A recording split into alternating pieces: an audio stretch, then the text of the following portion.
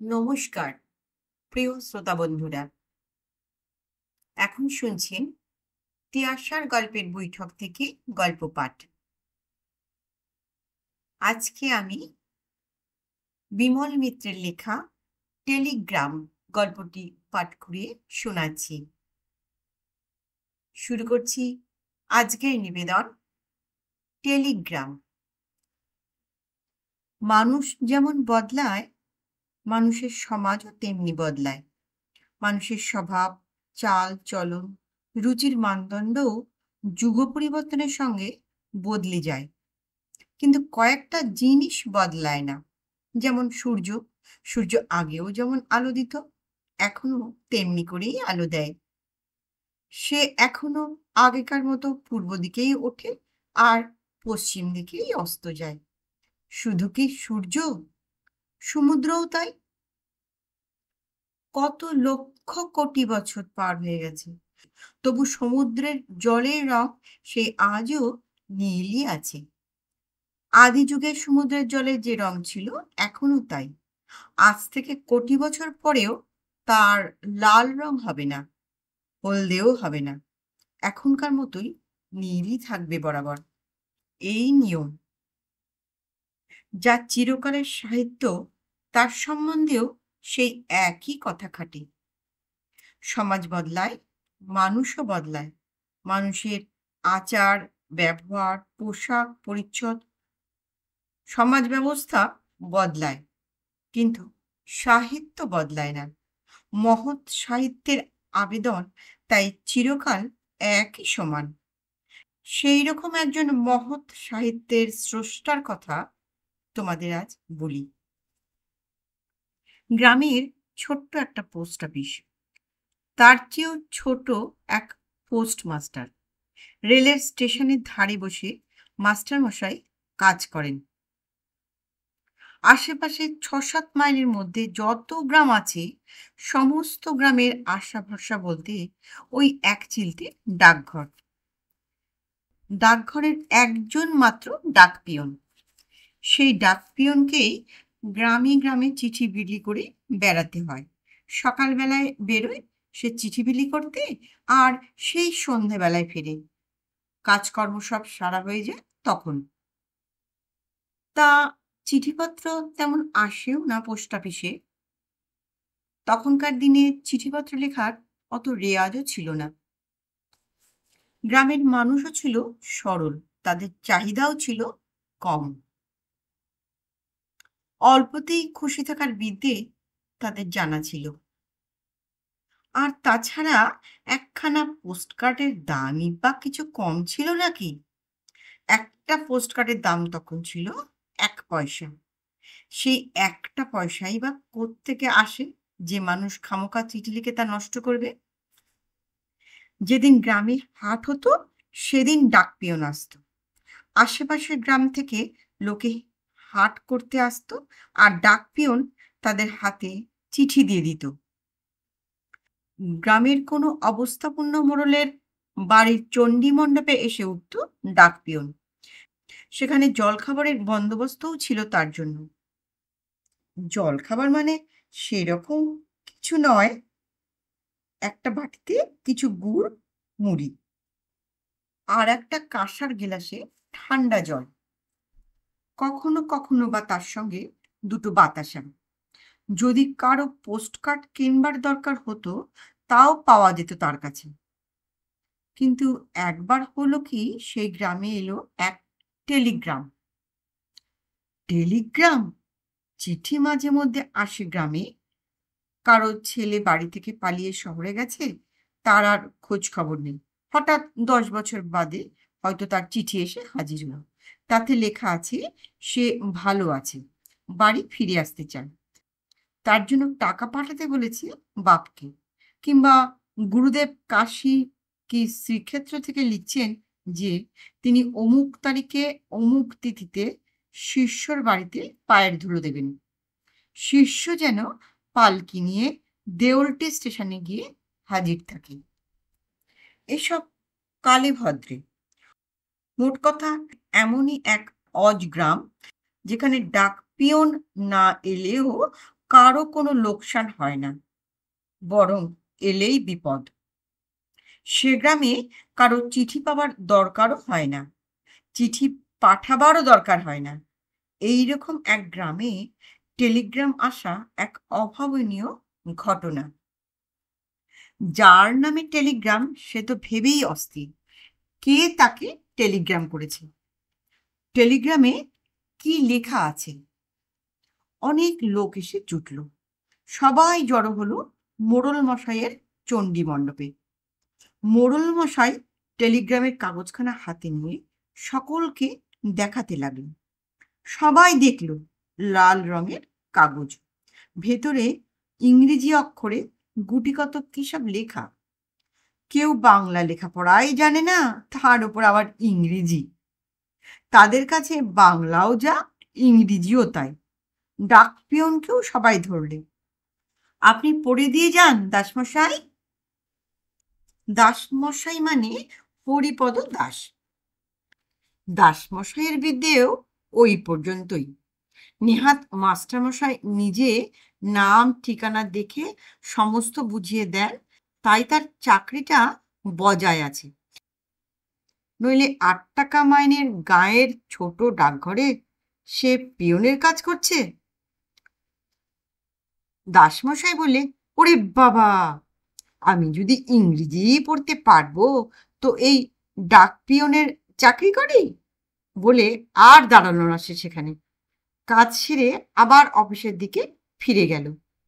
তাকেও অনেক রাস্তা ভেঙে তবে তার বাড়ি ফিরতে হবে।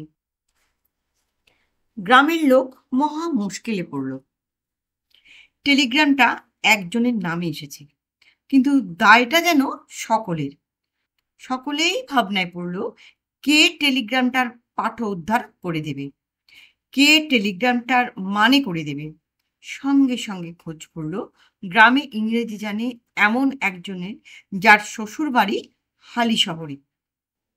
কিন্তু তার শ্বশুর শাশুড়ি বেঁচে নেই। তার বউ বললে, আমার দাদা কলকাতায় চাকরি করে, সেও ইংরেজি জানে। কোথায় হালি শহর, কোথায় শান্তাবেন, আর কোথায় কলকাতা? একটা টেলিগ্রাম পড়াতে তো এতগুলো টাকা খরচা করা যায় না। একজন বললে, আমার বড় মামা আলিপুর কোর্টের পেশকার, আমি বড় মামাকে একটা চিঠি লিখে দিলেই এসে সে টেলিগ্রামটা পড়ে দিয়ে যেতে পারে। অন্য একজন প্রতিবেশী হেসে উঠল, বলল, ধুর, সে হয় না, অত সময় কোথায়, তারপর এক গাদা টাকা খরচ, আসা যাওয়ার খরচ, গাড়ি ভাড়া, এসব লাগবে না। কিছুতেই সমস্যার সমাধান হয় না। হাট বাজার মাথায় উঠল সকলের। মোড়ল মশাইও উঠল, বলে, তোমরা এখন এসো হে, কাল সকালে ভেবে চিন্তে যা হোক করব। এত তাড়াতাড়ি মাথায় আসছে না বুদ্ধি। তারই বলতে গেলে আসল মাথা ব্যথা। কি যে তার কপালে লেখা আছে ভগবানই জানে। এত লোক থাকতে তার নামেই বা টেলিগ্রাম আসলো কেন? কারই বা এমন জরুরি দায় পড়লো যে তাকে মরতে টেলিগ্রাম করতে গেল? তা এইরকম যখন ব্যাপার চলছে, তখন মোড়ল মশাইয়ের মাথায় বুদ্ধি এলো। তোমরা তো ভাবছো কেন বলো দেখি পিছি পিছি? তার চেয়ে চলো মাস্টার মশাইয়ের কাছেই যাই। কোন মাস্টার মশাই? মোড়ল মশাই বললে, কেন, পোস্ট অফিসের মাস্টার মশাই। কলকাতাতেও যেতে হবে না, হালি শহরেও যেতে হবে না, এমনকি আলিপুরেও যেতে হবে না। সোজা মাইল ৫ হেঁটে পোস্ট অফিসের মাস্টারমশাইয়ের কাছে গেলেই চলবে। তিনি তো ইংরেজি লেখাপড়া জানা লোক, তা না হলে কি আর সাহেবরা তাকে পোস্ট মাস্টারের চেয়ারে বসিয়েছে? এতক্ষণে সবাই যেন নিশ্চিন্ত হলো। ভালো বুদ্ধি দিয়েছে মোড়ল মশাই। তাই ভালো। সবাই সকাল সকাল খেয়ে দিয়ে রওনা দিলে দেউলটির দিকে। টেলিগ্রামটা তাকে দিয়ে পড়িয়ে কোলাঘাটের বাজারে কিছু কেনাকাটা করে একেবারে গাঁয়ে ফেরা যাবে। রথও দেখা হবে, আবার কলাও বেচা হবে। চলো চলো চলো হে, আর দেরি করা উচিত নয়। শামতাবের গ্রাম থেকে দল বেঁধে সেদিন সবাই রওনা দিলে পোস্টমাস্টারের ডাকঘরের দিকে। মোড়ল ভালো বুদ্ধি দিয়েছে, এই না হলে গাঁয়ের মোড়ল। দেউলটির পোস্ট অফিসের বাবুটি বহুদিনের পুরনো লোক, কিন্তু ছোট ডাকঘর, কাজ তেমন কিছুই নেই। আশেপাশের গ্রামের লোকজনও তেমন ডাকঘরের ধারে কাছেও ঘেঁষে না। ডাকঘরের আয়ও তেমন নয় যে অনেক কর্মচারীর দরকার হবে। রূপনারায়ণের ধারে পোস্ট অফিসটা, জানালা দিয়ে বেশ ফুরফুরে হাওয়া আসে, আর পাশেই মাস্টার মশাইয়ের কোয়ার্টার। চা জলখাবার খাওয়ার দরকার হলে বাড়ি থেকেই তা আসে।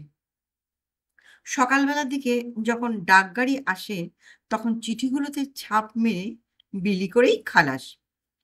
ততক্ষণে হরিপদ চান টান করে খেয়ে দিয়ে এসে হাজির হয়ে যায়। হরিপদ লোকও ভালো, লম্বা লম্বা পা ফেলে চলতে পারে। 7-8 মাইল পথ হাঁটতে তার বেশি কষ্ট হয় না। তারপর হরিপদ চলে গেলে পোস্টমাস্টারের ছুটি। হাওড়ার মেল ট্রেনটা চলে যাবার সময় একটা গুম গুম শব্দ হয় চারিদিকে। তারপর মনটা ফাঁকা হয়ে যায়। তখন তিনি বই নিয়ে পড়তে বসেন। বই মানে নোবেল, চাটুর্যমশায়ের লেখা নভেল। কখনো বিন্দুর ছেলে, কখনো দেনা পাওনা, আবার কখনো পল্লী সমাজ। কখনো কখনো চাটুর্যমশাই নিজেও আসেন।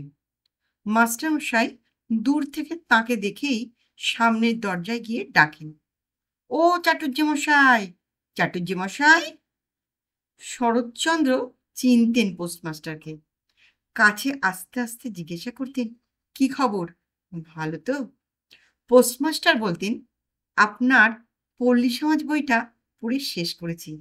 আপনি কি লেখায় লেখেন, সত্যি। শরৎচন্দ্র বলতেন, যাই, এক্ষুনি আবার ট্রেন এসে যাবে। কলকাতায় যাচ্ছেন বুঝি? হ্যাঁ, বলে শরৎচন্দ্র চলে যেতেন, আর দাঁড়াবার সময় থাকতো না। শরৎচন্দ্র কালীভদ্রে যখনই স্টেশনে ট্রেন ধরতে আসতেন বা ট্রেন থেকে নেমে সান্তা বেড়ে যেতেন, পোস্টমাস্টার তাকে ডাকতেন। কখনো বা মাঝে মাঝে পোস্ট অফিসের ভেতর তাকে তার ভাঙা চেয়ারে বসাতেন। বলতেন, আপনার চিঠিপত্র ঠিক পাচ্ছেন তো চাটুর্যমশাই? না পেলে আমায় জানাবেন। শরৎচন্দ্র বলতেন, তা পাচ্ছি। দেখবেন যদি কখনো কিছু চিঠিপত্রের গোলমাল হয় তো আমাকে বলবেন, আমি সব ঠিক করে দেব। খানিক পরে জিজ্ঞাসা করতেন, এখন আর কি লিখছেন? শরৎচন্দ্র এসব কথায় তেমন গা করতেন না, এড়িয়ে যেতেন।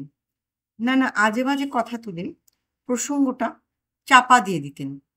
তারপর একটা পালকি ডেকে উঠে যেতেন। ছোকরা পোস্টমাস্টার মশাই জানালা দিয়ে বাইরের দিকে চেয়ে দেখতেন। পালকিটা চলছে। পায়ে চলা মেঠো রাস্তার ওপর দিয়ে এঁকে বেঁকে চলতে চলতে এক সময় পালকিটা চাটুর্যমশাইকে নিয়ে গাছপালার মধ্যে অদৃশ্য হয়ে যেত। তখন পোস্টমাস্টার আবার তার নিজের কাজে মন দিতে বসতেন। সেদিনও অমনিই বসে আছেন। হঠাৎ কয়েকজন গ্রামের চাষাভুষো শ্রেণীর লোক তার ঘরে ঢুকল। বললেন, কি চাই? মাস্টারমশাইয়ের গম্ভীর চেহারা দেখে গ্রামের মানুষজন একটু সংকোচ বোধ করছেন। তখন মোড়ল মশাই সকলের মৌকাটা নিয়ে এগিয়ে গেল। বলে, হুজুর, একটা বিপদে পড়ে আপনার কাছে এসেছি। কি বিপদ? আগে একটা টেলিগ্রাম এসেছে এর নামে, ইংরেজিতে লেখা, তাই কেউ পড়তে পারছি না আমরা। আপনি যদি একটু পড়ে দেন দয়া করে, কি লেখা আছে এতে। মাস্টারমশাই টেলিগ্রামখানা হাতে নিয়ে দেখলেন 7 দিন আগে এসেছে সেটা। দেখে অবাক হয়ে গেলেন। সেই 5 মাইল দূরের সামতাবের গ্রাম থেকে এরা এসেছে টেলিগ্রামে মানে বুঝে নিতে। বললেন, তা তোমাদের গায়ে এমন কেউ নেই যে ইংরেজি জানে?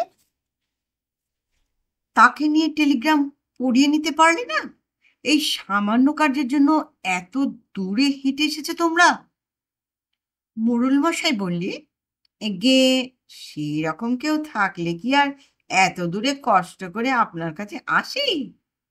আমাদের সামদাবের গরিব গা, চাষাভুষোরা থাকে সেখানে, ইংরেজি জানার লোক সেখানে থাকবে কেন? পোস্টমাস্টার মশাই অবাক হয়ে গেলেন। বললেন, কেন? তোমাদের গায়ে তো চাটুজ্জে মশাই আছেন, তার কাছে গেলেই তো পারতে, তিনি পড়েই সব বলে দিতে পারতেন। চাটুজ্জে মশাই? কে চাটুজ্জে মশাই? এতক্ষণে মোড়ল মশাই বুঝতে পারল। বলে, ও, আপনি ঠাকুর মশাইয়ের কথা বলছেন? তাকে তো খুব চিনি আমরা। তিনি ইংরেজি জানবেন কি? লেখাপড়াই তো জানেন না। চাটুজ্জে মশাই লেখাপড়াই জানেন না? মোড়ল মশাই বললেন, না, তিনি তো আমাদের সঙ্গে তামুক টামুক খান, গপ্প গোচর করেন, তবে লোক খুব ভালো লোক। আমাদের অসুখ বিসুখ হলে হোমিওপ্যাথি ওষুধ বিশুধ দেন, ওই পর্যন্ত। লেখাপড়ার ধার দিয়ে তো তিনি যান না। পোস্টমাস্টার ফের আর কি বা বলবেন? টেলিগ্রামখানার মানে বলে দিতে তারা দল বেঁধে যেমন এসেছিল তেমনি চলে গেল।